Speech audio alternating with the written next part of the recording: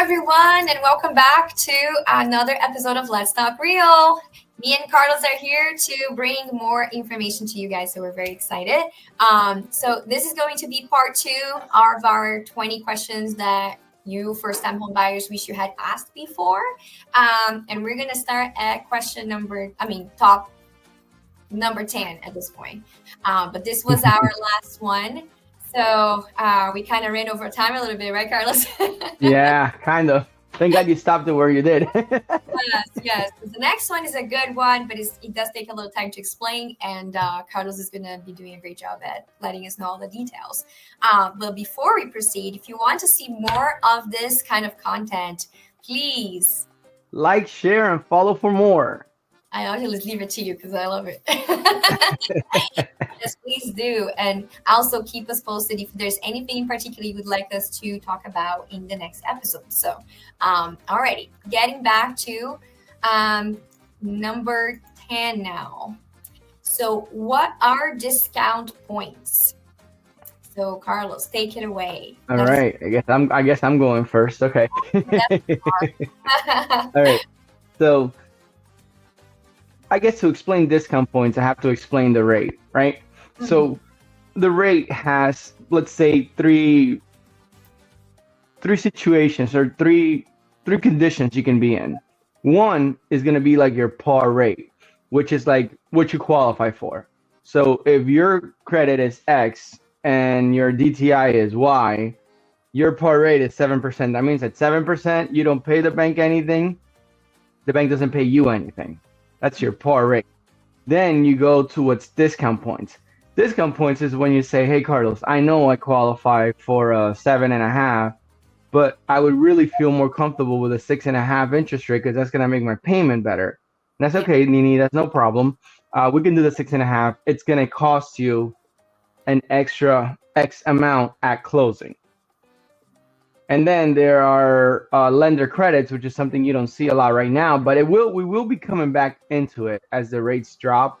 We are going to see more stability in the market and, get more lender credits going and stuff. So lender credit is when you say, hey, Carlos, I qualify for a 6.5, but, my car broke down and I don't have all the money now that I need to pay this.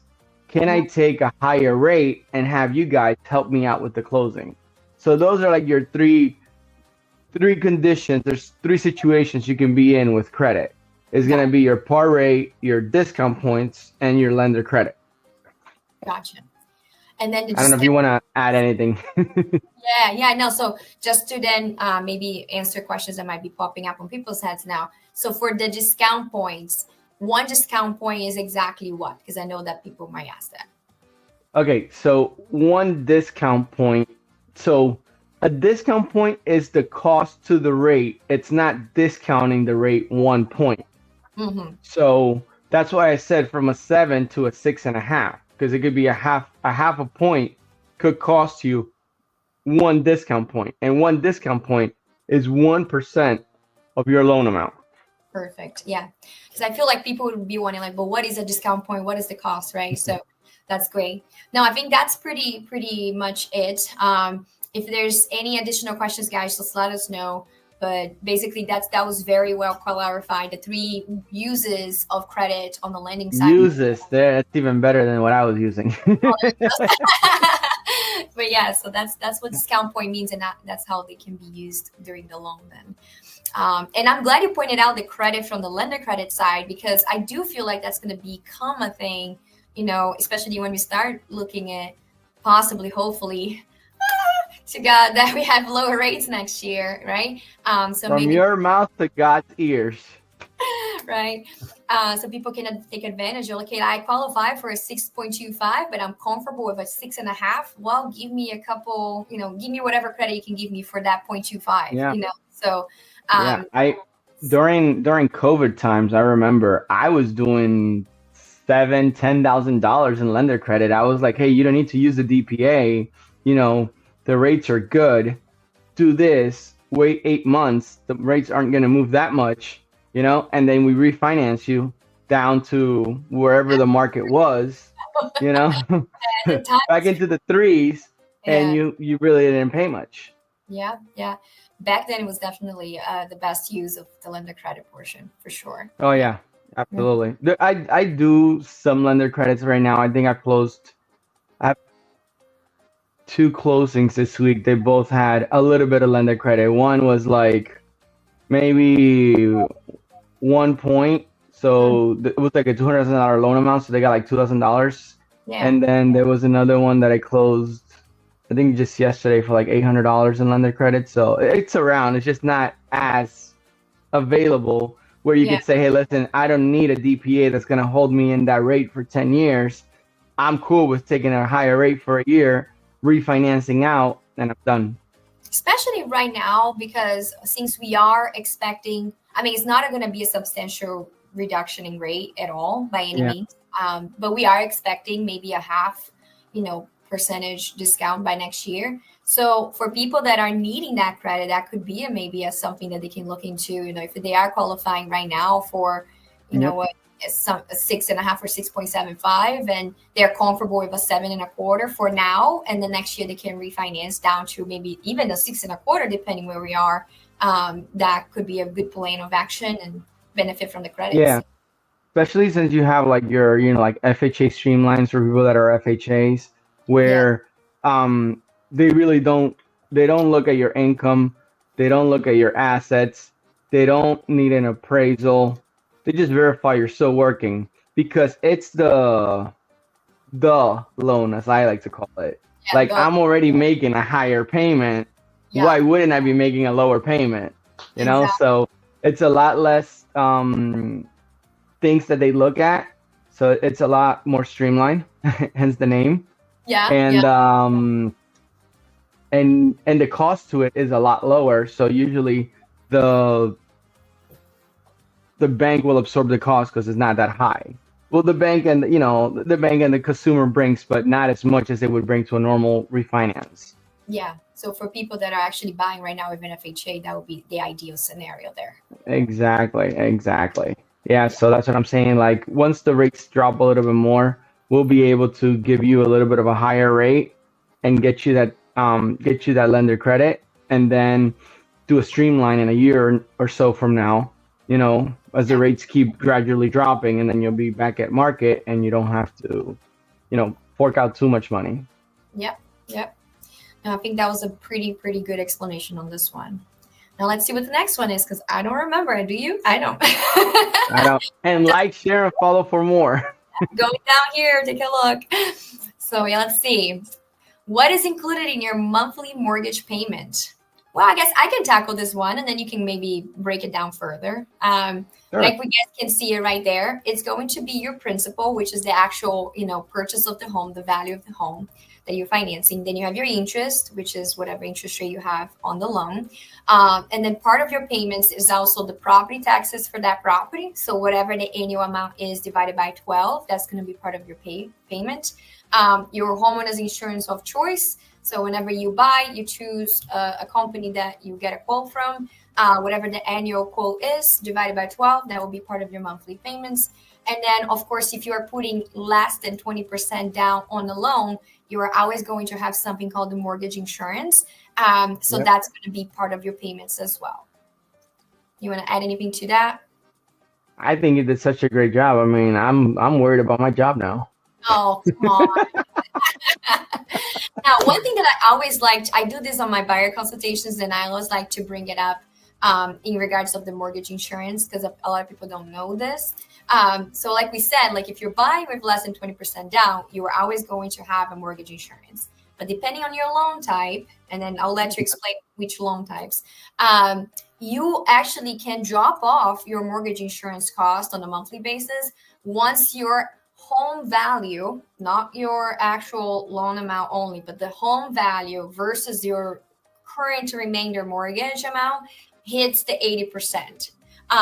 It will not be automatic. The automatic only falls off at 78%, but not from the value, from the actual original purchase price.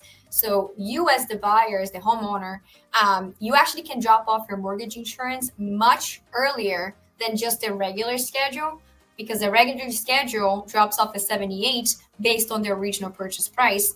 But as you guys know, your property goes up in value throughout the years. So you might be going up in value and paying down maybe even more than your actual payments. So you could be hitting that 80% value to loan ratio much, much earlier than the scheduled plan. So if you are thinking you are on that time frame, like maybe your value is here and your minimum mortgage is here, and you're in that bubble of 80%, reach out to your lender and try to see if you can knock that mortgage insurance cost out. Now, Carlos, to you, what are the loan types that actually allow us to drop off the mortgage insurance? So conventional is the only one that will allow you to drop off at under 20% or at 20. When you're at 80, then you'll be able to drop it off. Mm-hmm. And what you can also do is like we've talked about this many times, but let's just beat the dead dog. Is that the saying? Yeah, something like that, I guess. Yeah, let's just keep saying it. Yeah.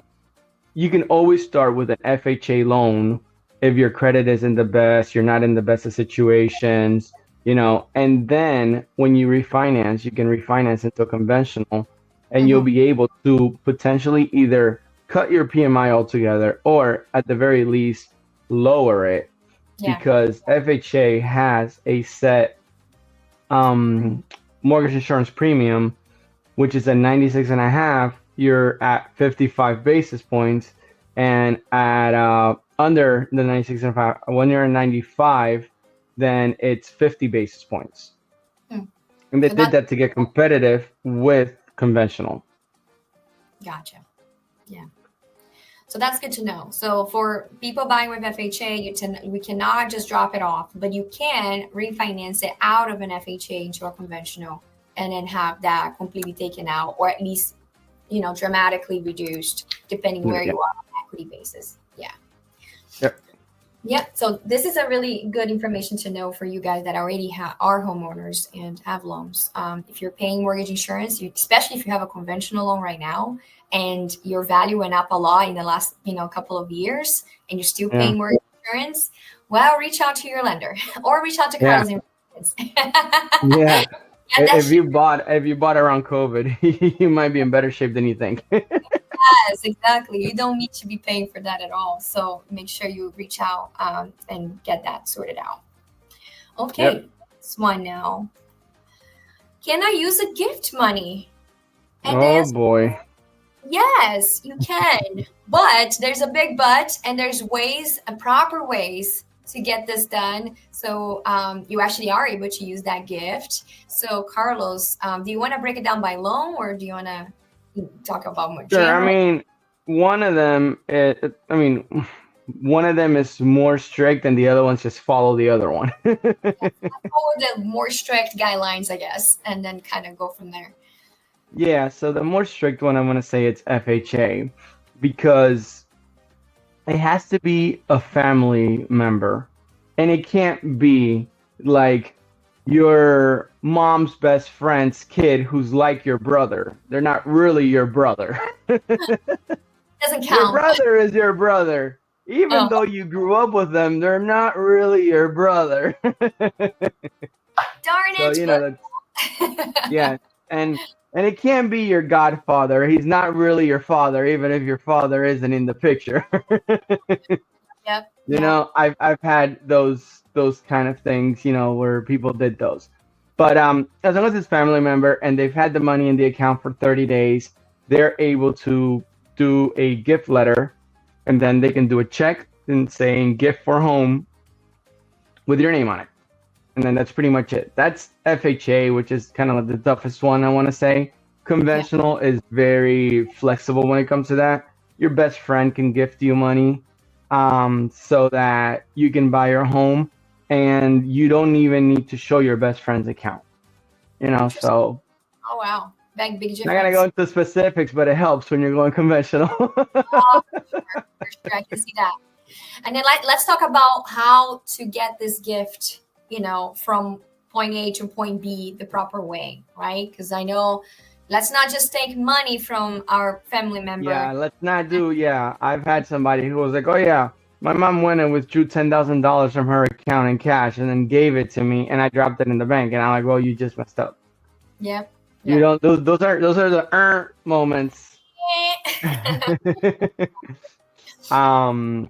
Yes, no. So it would need to be a wire, transfer, or a check, either to you or to the title company. Preferably a cashier's check if it's to the title company, um, so that there is proper sourcing of the funds throughout Yeah. the process. Transferable, right? Yep. Yeah. Yeah. So a wire transfer, a cashier's check, that's basically the preferred ways. Would a personal check also work if they're going directly to the person? It does, yeah. And I tell my clients, hey, listen, like if you and your mom both bank with Wells Fargo, to give you an idea, then that money's going to be in your account instantly because Wells Fargo already has the funds verified in this check. You know what I mean? So Yeah. yes, personal checks are normal when it comes to gift directly to the giftee. Is Yeah. that how to say it? Yeah. Yeah. Gift or gifting. Yeah. Or We'll go with receiver. that. We'll go with receiver. We'll go with receiver. We'll do a football analogy there, and we'll put receiver. Yeah. Yes. No, that's good. So yeah, so just know that yes, you can use it, but there are proper ways. And if you are on an FHA loan, there's a lot more restrictions. It has to be family member, and you definitely Yep. want to have a traceable transfer from Yep. their funds to yours. Yeah. Yeah, and I would say if there is gonna be a gift involved, like let us know up front, because then that way we know which way we need to tailor the loan to help you be able to receive that gift properly and be able to use it for closing. Gotcha. Now, is the gift letter still a requirement? Is that something that they still have to write? Yeah, but I Yeah. mean they don't really write it. We have templates at this point, you know what I mean? And we ask them for the donor's information, and then put in all the information, send the DocuSign, and boom, done. Perfect. Okay, make it Yep. easier, right? Yeah. Okay, so that's it for this one. So let's see 13 now. What is loan to value? Oh man, I Yeah. feel like I got tricked in this presentation because everything is bank related. I don't see anything real estate related here, Nini. What is going on? Oh, there's a lot more questions on the financing side, It's like it's just a given. Wow. No way. I mean, I didn't So, create. yeah. So your loan to value, I'll do like very simple math to kind of, because this example is a little bit more complicated. So we'll do very simple math. Let's say you're buying a house for 100,000, you're putting $20,000 down, you're financing 80,000, your loan to value is 80 because the property's worth 100, you're putting down 20 and you're owing 80. So Yep. that is kind of your loan to value expressed as simple as possible.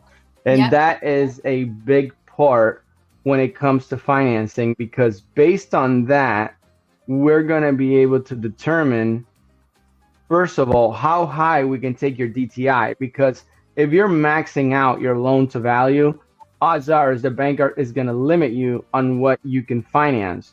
However, if you're putting more money down, the bank will allow you to finance more or get into debt more. So, for example, let's say that I did a deal where it was a conventional deal. Mm-hmm. The client's credit wasn't the best. It was like a 645 or a 650 something, but they were putting 25% down. So when you're putting that much money down, well, now the bank isn't too worried about your credit score because you have a lot more skin in the game.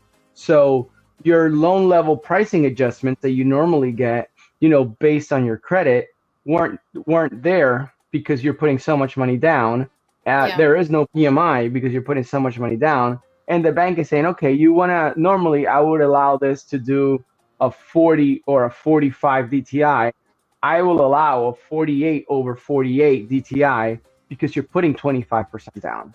Exactly. Yeah, it's less risk, more money down, more skin in the game, back roll out more money. Same thing goes like, let's say you just get an approval you're initially saying you're going to put 5% down, and then you get an approval for 250, but now you decide, you know what, I'm going to put 10% down. That means that 250 now can be maybe a 300, right? Because you're putting more money down. Right. It all comes down of how much you're actually financing, like the loan amount, but the purchase price can be higher if you're putting more money down. So again, it comes back to that loan to value. Right? Absolutely. And then the same thing I was talking about on the mortgage insurance that we spoke on number 11, this is exactly what that is. So once you see that your loan, remainder balance of your mortgage, your loan to value, actual value on the market as of today, it's at 80%, right? That's when you can remove that mortgage insurance altogether. So this is exactly what you would be using. You'd be your loan amount divided by the actual value of the property as of today in the market, which if you don't know, you can reach out to me. I can help you find that out. And then that will give you that percentage. And if that is anywhere near 80, 81, 79, then we definitely should be trying to reach out to the bank and, attempt to removing that mortgage insurance cost. Absolutely. Awesome. Okay, so this was a good one. Number 14, what is mortgage insurance? Oh, we talked about it, and I'm going to break it down further. I feel like it's beating a dead horse. That was the name. That was the saying that I wasn't getting. I said dead dog. I just brought it up, and here it is. Well, what is mortgage insurance? What is that for? All right. So mortgage insurance, essentially, it's an insurance that the bank puts on the loan to feel more comfortable with giving you money, because the bank is giving you a lot of money. So it's an insurance that you're paying that if for whatever reason you stop paying it, the bank gets their money back. Yep, that's basically it. And that's why they always apply that mortgage insurance to people that are putting less than 20%, because less is keen in the game, more liability to the bank. So you pay for, paying less money down, basically. Absolutely. Plain and simple. If you are putting not 20, but you're putting 10%, maybe you're getting a discounted, mortgage insurance, because again, it has a little less liability on the bank. But then if you're not putting anything down, or you have those specialty programs like 3% down or 1% down, then you're definitely going to have a higher mortgage insurance because of that as well. Another option that, for some people it makes sense, for other people it doesn't make sense, but I'll mention it anyways. So you can always do you can always decide how you pay for when you're doing a conventional loan, you can decide how you're going to pay for your mortgage insurance. Sometimes you could say, hey, listen, I'm putting 15% down. I don't want to have any mortgage insurance. I'll buy it up front. So it's called a single premium MI. Or you could do a split MI, where you can say, okay, I'll pay for half of the mortgage insurance the bank wants, and I'll take the other half on a monthly payment, Or you could just do a regular monthly PMI. So there are a lot of different things. Again, it depends on what your exit strategy is going to be. Like if you're saying, hey, I'm only going to be in this house for 3 to 5 years, the house isn't going to appraise enough for me to drop it. I'd rather have the lower monthly payment now, and then when I rent it, I don't have to worry about it anyways, So it all depends on what your strategy is for the property, I want to say, when it comes to mortgage insurance. And again, that's why it's so important to start talking to, Carlos or your preferred lender way ahead of time, because then you guys can strategize on what's the best, plan of action based on your goals. So that's why it's really important. So that's it for that one. I think we definitely beat that one down. Okay. Oh, this one is a complex one because there's a lot into this. So what are closing costs? So I have a whole page of everything that is included on your closing costs, like on my buyer guide during my buyer consultation. And let's just summarize it, and you can add in as you want. It's basically all the fees that you're gonna have to pay towards the bank, towards title, towards prorated taxes on the property. Everything that you have to pay fees wise is part of your closing costs. What a lot of people sometimes get a little confused is the down payment is all I have to pay, and it's not, because you do have a down payment requirement based on your loan amount, loan type, and then you have the closing costs, which is the fees that are incurred from doing the loan itself and buying the house itself. So I think to break it down, I'll talk about the other fees and you can explain like lender side fees, I guess, right? Yeah, so pretty much like when people, so that's a great point that you made, because usually when I talk to someone, they're like, oh, I'm gonna go FHA, so I only have to put 3.5% down. It's okay, well, that's great. Like you're right, FHA is 3.5% down. But like when I give you like your cash to close, I never just say, oh, it's this much down, because that's not a realistic number. That's just your down payment, but there are other fees. So I usually calculate very conservatively, about 10% of the purchase price is going to be your closing, your full closing, because like you said, that includes your lender fees, your title fees, your transfer taxes, your escrows, homeowners insurance, Yep. taxes, appraisal, all that stuff. And then people are like, oh wow, okay, that makes sense, because at Yeah. first when you say, oh, you're buying a $300,000 house and your closing is, about between 27 and 30,000 depending on the taxes and stuff, people are like, well, wait, I'm doing a conventional, 3% down. 3% is 9 grand. Where are you getting the other 21? And then you got to kind of explain all of that, and they're like, oh, okay. Yeah.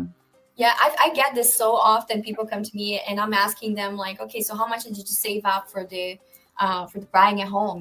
What are your savings like? And they're like, oh, I'm gonna be putting 20% down. And I'm like, oh, okay, great. So 20% down of what? What is your goal, right? And then they say like, okay, 300,000. But then when I start kind of digging further, I'm like, okay, so you only have 20% of a 300,000. You don't have anything above that. That means either we have to reduce the purchase price so you can have enough for closing costs on top of your down payment, or we have to reduce your down payment to be able to have enough for closing costs. Right. And in that case, you'll have some PMI, but might not be all the PMI. Exactly. Yeah, so people get very confused. Yeah, I have 10,000 for down payment. Okay, down payment, or you mean like your total amount that you have saved? Because I hear that so often. I'm sure you do it too. Like I have 20K for down payment. No, they have total 20K for down payment and closing costs. Yep. Yeah. And then one closing cost that they're definitely going to see for every transaction outside of like lender fees is going to be your title insurance, which is required by the state of Pennsylvania.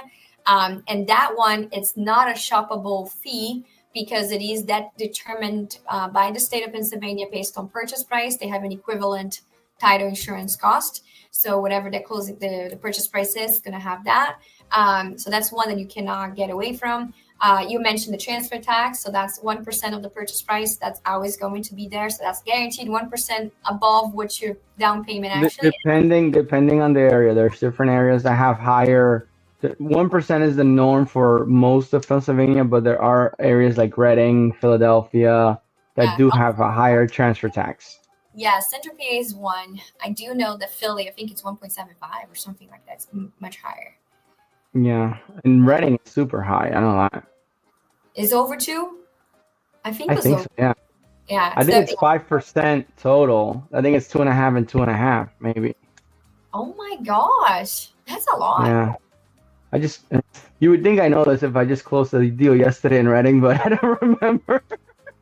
I don't close enough that far out. So, I mean, I think I had one transaction closed there a few years back, but I don't even remember what that was. Well, and then like that's the thing, like because I'm in every state, like it's weird, like here I kind of know the closing costs, but like Florida is totally different. Like Florida, like I'll estimate something, and I can be like 4 or 5 grand off easily on a $300,000 house because of their fees and what they pay and what they don't have to pay that we pay here in PA.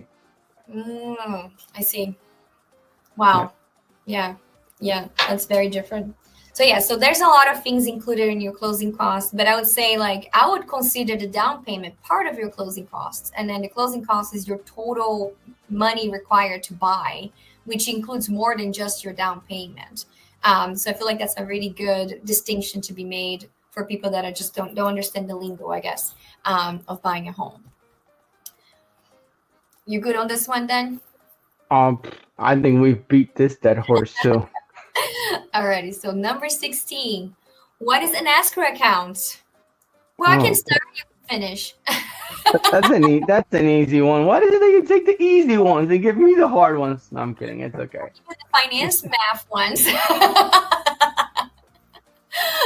So yeah, escrow account is basically an account that the bank will create for you to basically put in your taxes that you collect during your monthly payments. That we said that you have to have your real estate taxes, you have to have your homeowners insurance as part of your monthly payments. So they collect those sums, they put it into the escrow account, which is part of your mortgage. And then when the time comes that the taxes are due, they will have enough in that escrow account to make the tax payments in full and the homeowners insurance annual fee as well in full. So that's what they use it for. That's for mortgage purposes. That's what escrow account means. And do you want to add anything specifically to your side there too? Yes. So the escrow account is really good because that way you're not forking over, $5,000-$7,000 at the end of the year when you weren't counting on it. Yep. We're kind of taking it in pieces. And then what I normally do when I'm estimating, like your closing, I'll do 12 months of insurance up front because you have to pay your annual insurance, and then you do 12 months of taxes because so your escrow account is full. And then I always escrow an additional 3 months of insurance in case, insurance tend to go up. That way, if it's going to offset your payment, it's not going to offset it by too much because you already had some buffer in there. Yep. And then what happens if you have an excess of funds into your escrow account? What are the options there? So I've seen it where like they've sent them the money and say you have an access. And a lot of the times, I want to say 9 out of 10 times, it's not true. Somebody made a mistake and they send you a check, and then like 6 months later, this happens a lot with the servicers. Then 6 months later, they're like, "Oh, by the way, we were wrong. You actually owe 7 grand. You don't have an excess of 10. So either you give us 7 grand back, or we're gonna up your payment by This much. $600 a month." Oh, that's crazy. Well, hopefully the No. difference is not that crazy dramatic, right? Because Oh, I mean, I've seen it. That's why I gave that example. oh Lord, oh. Yeah. I mean, I'm hoping that's not like the most common. I mean, I've had that happen to myself, like privately on my own house, where they sent me a check at the end of the year saying that we had an excess in the escrow, and it was something like, I don't know, $100 and some bucks check, nothing major. But then the next year, of course, they said, "Oh, we're gonna actually adjust your mortgage by $15 more to have enough because the taxes increased." Yeah. So, or whatever it was, I can't remember what the wording was. But yes, Yeah. it could have been a mistake, or it could have been the taxes actually went up, or insurance went up, right? So they would definitely be sending letters or adjustment checks.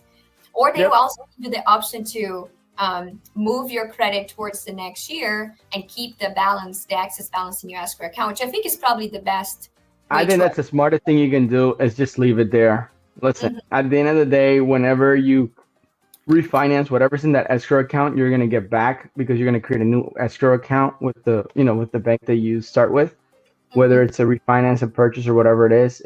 Once the house is paid off, they have to give you whatever's in that escrow balance. Yeah. I say that's the safest thing you can do, rather than taking it out and then 6 months down the line, JK, LOL. And that's right. Did I tell you had an access? Now there's a shortage. Just kidding. Yeah. It's like, I got you $1. Just kidding. Yeah. Yeah. The JK, LOL moment right there.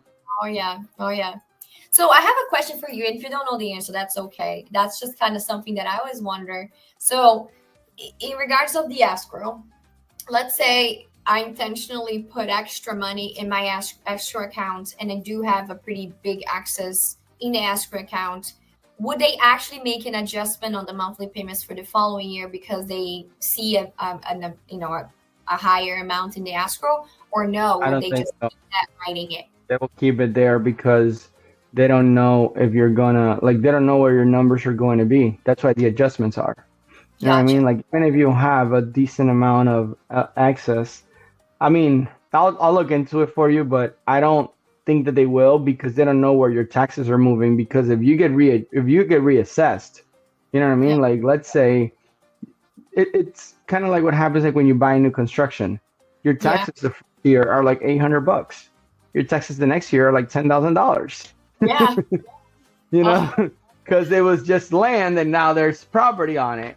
You know, yep. same thing if you get reassessed because there's communities being built around you and now your stuff is more expensive. Well, guess what? Your taxes are going to be more expensive. Yeah. Oh, don't tell No. me about like my local township here and school taxes. They have been consistently going up by $300 or so every year since I moved in. But True that's or not. false? I mean, it's tough for you, but it's also not a bad thing because it means that people want to live in your area. So you're appreciating.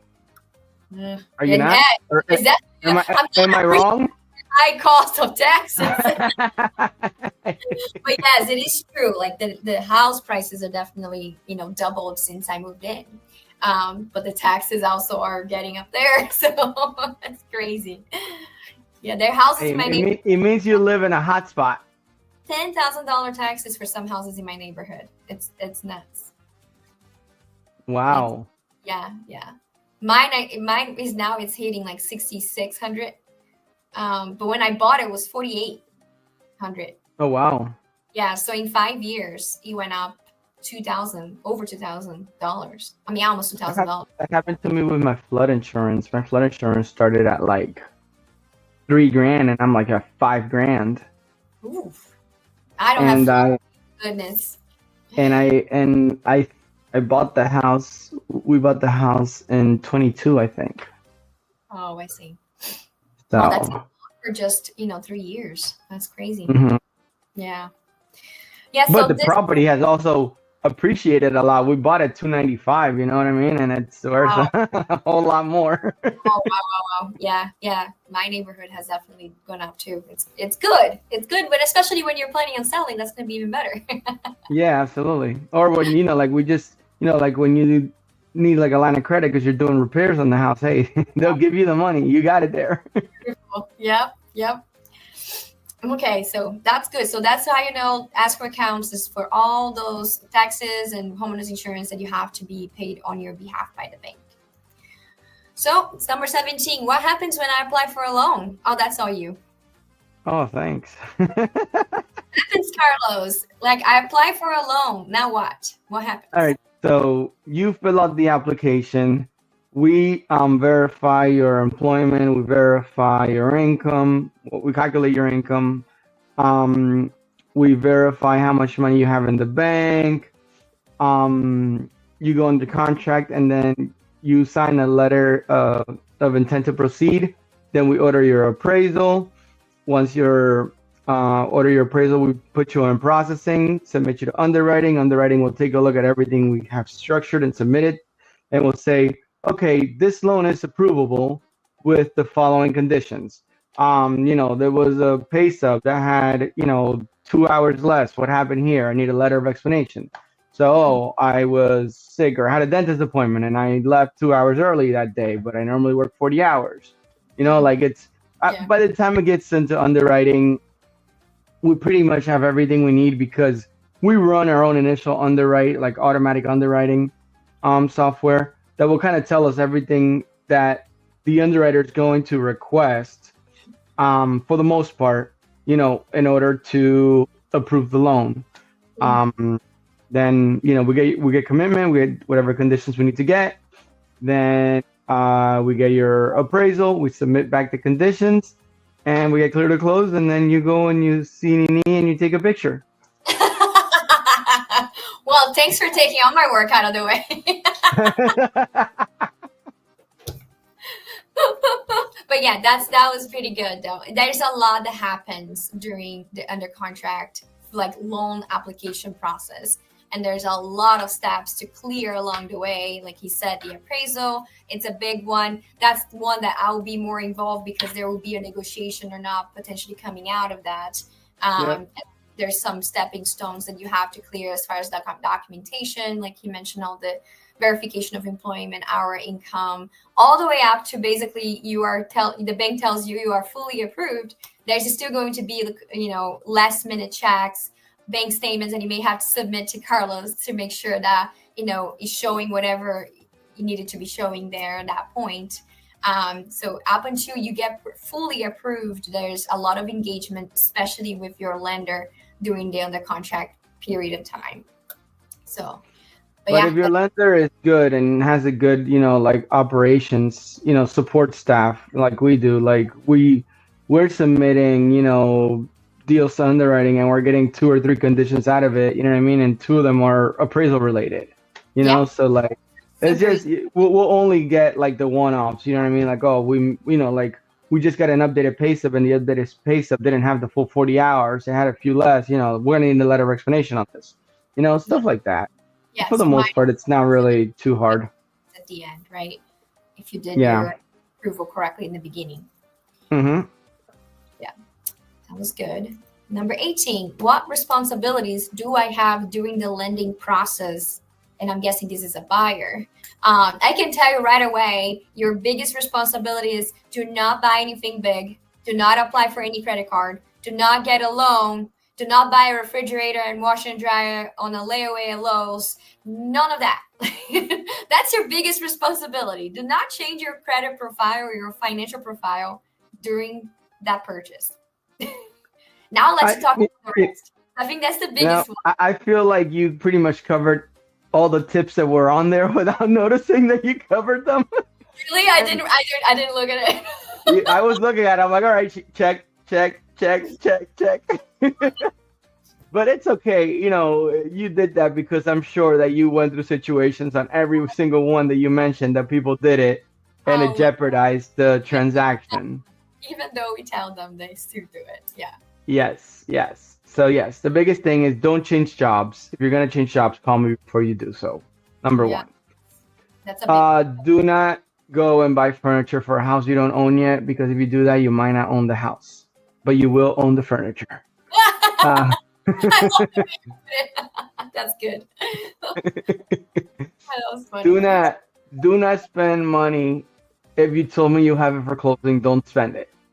Oh gosh. Now, if you have $60,000 in the bank and your closing is only 32, and you want to spend 5 of it, it's fine. Yeah. But if I tell you, hey, listen, you need reserves, you need to keep 40, and you have 60, and you go and spend 25, I hope it was worth it, because you're not getting the house anymore. Oh my gosh. Or like even tighter, you have 15 and you spend 5. Like, come on. Yeah. Because I just had that happen, right? The whole auction thing. Okay, yeah, moving on. Yes.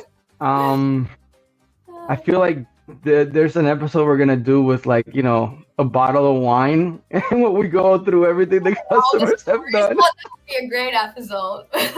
we should even have guests like realtors come and share stories. I think and that would share horror stories. We should do a horror story episode.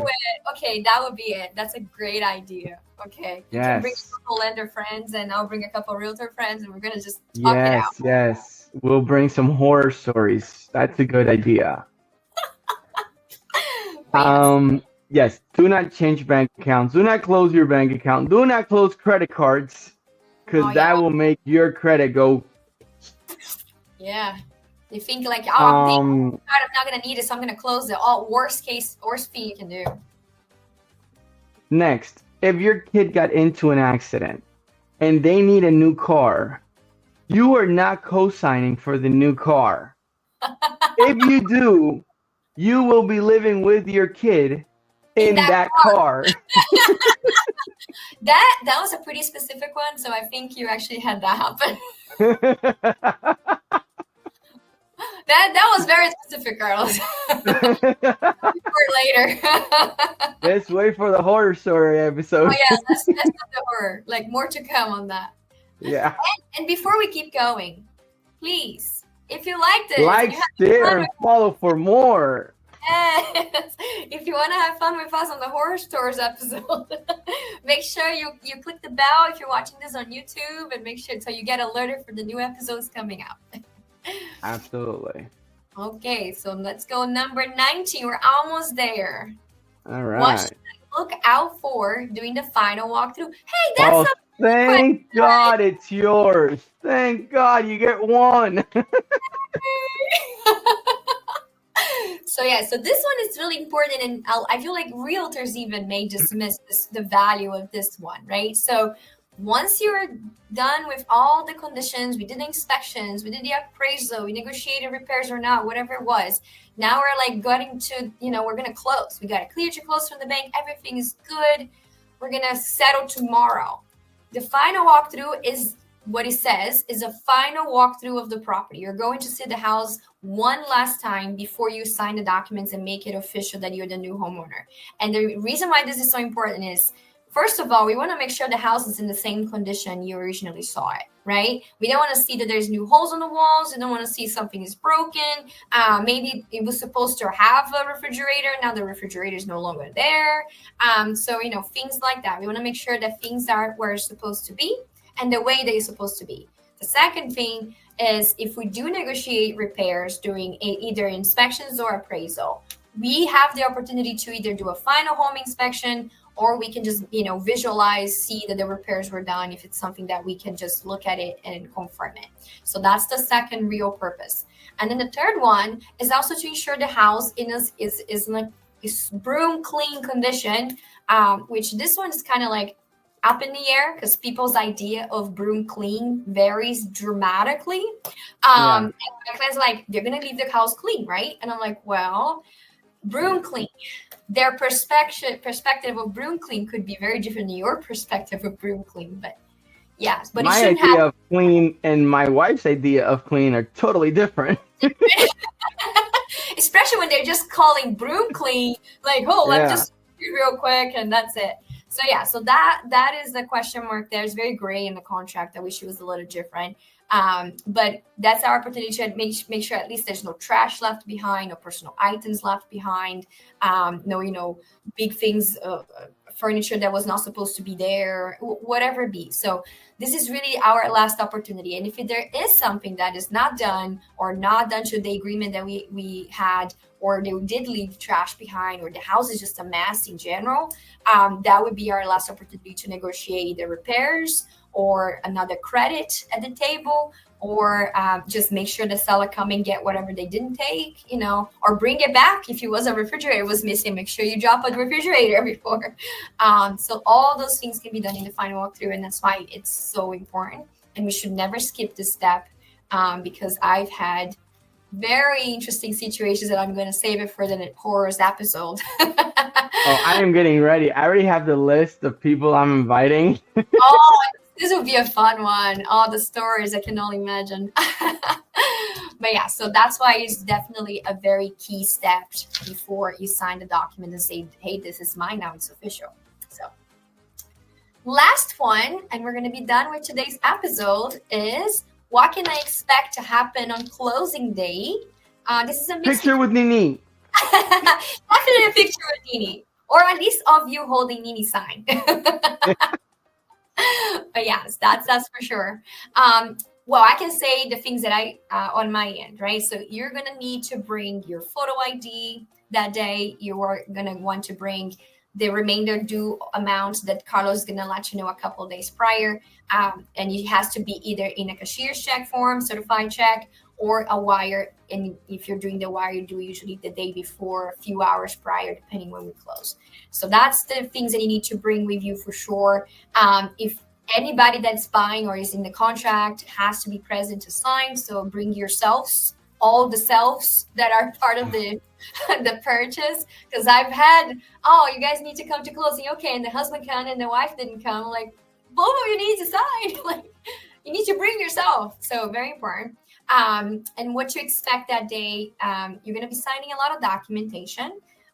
Nowadays it's getting a little more streamed, a little less documentation, but you're still going to be signing quite a bit. There's a lot of documentations that are required to have wet signatures, so be ready to do that. And what else can you say that day? No, I would say that's at least with our bank, we do a lot of the documentation via the app you sign, and then you only need to go and sign the stuff that needs to be notarized, the title. So closings used to take an hour. Now they take about 15 minutes. It's true. Usually, on average, now I'm seeing about 20 to 30. That's pretty average, depending on the loan type and the situation and how much the sellers and buyers start talking. Yeah, and if there's a DPA involved, then there's two packages instead of one. Oh yeah, true. Or if it's like a PHFA and it has more documentation.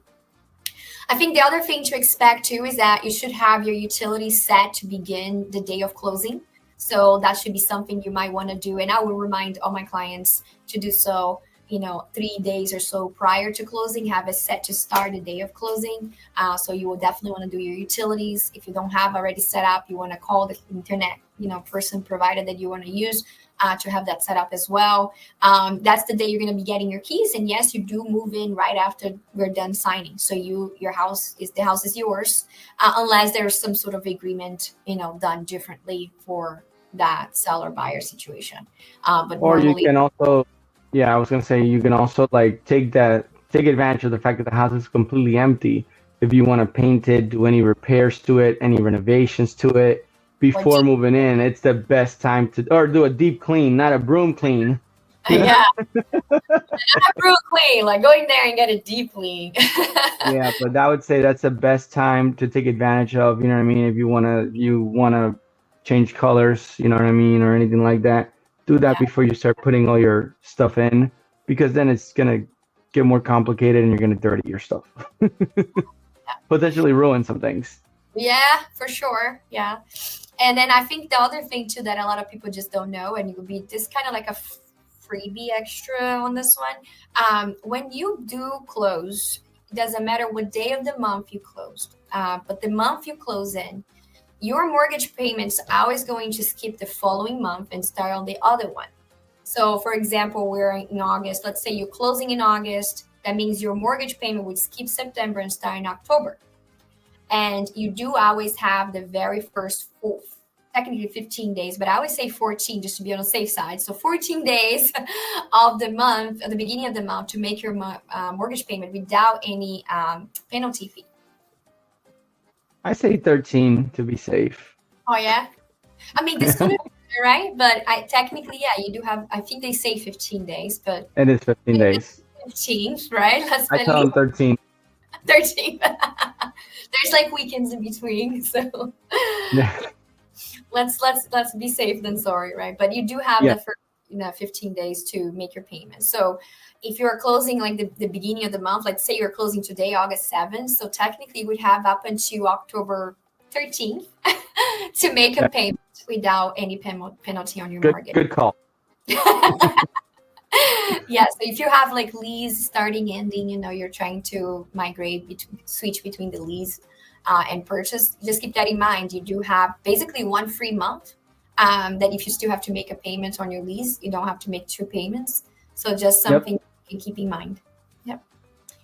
And I think that's it for this episode. I think we definitely did a longer one, but we did knock out. I think part 2 was longer than part 1. I was just about to say. I think part 1 was like 40-some minutes. So, but I think it was pretty detailed, and everybody's going to appreciate probably the detail that we went through. So yeah, absolutely.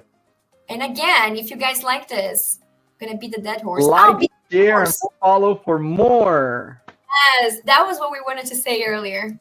Be the dead horse, not the dead dog. Yeah. Hey, it was a dead animal, okay? I think we'll get away with it because English is in our first language. You know what I mean? Like, hey.